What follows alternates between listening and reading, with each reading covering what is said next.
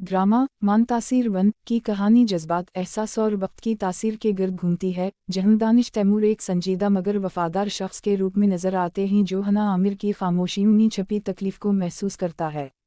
एक शाम यूनिवर्सिटी की पार्किंग में जब हवा में उदासी बसी होती है, दानिश तैमूर हिना से कहता है कि तुम इतनी खामोश क्यों हो, सुबह से देख रहा हूँ तुम्हारी आंखों में कोई कहानी दबी है। तो हना आमिर धीरे से जवाब देती है कि कुछ बातें दिल में शोर करती हैं मगर ज़बान पर नहीं आती।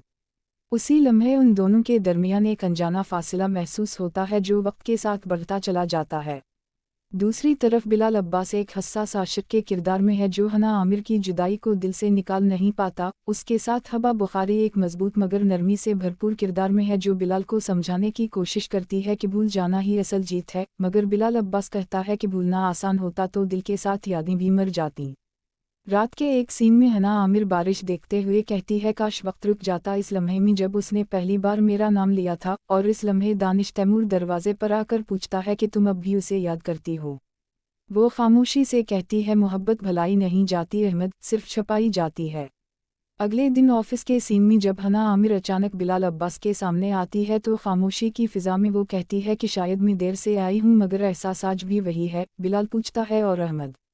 तो हना कहती है अहमद मेरा हमसफ़र ज़रूर है मगर तुम मेरी तासीर हो। बिलाल, मोहब्बत कभी मुटती नहीं, सिर्फ रूप बदल लेती है। पस मंज़र में नरम मौसीकी चलती है और दोनों की आंखों में वो तासीर झलकती है जिसे वक्त भी मिटा नहीं सकता। आखिर में नरेटर की आवाज़ आती है कि मोहब्बत की तासीर कभी ख़त्म नहीं होती, वो वक्त से नहीं एहसास से जीती है, और कभी कभी तीन दिलों के बीच एक कहानी ज़िंदगी के सारे फैसले बदल देती है। अगर वीडियो पसंद आए तो लाइक करें, कमेंट में अपनी राय ज़रूर दें और चैनल को सब्सक्राइब करें ताकि हमारी नई अपडेट आप तक बर वक्त पहुंच सके।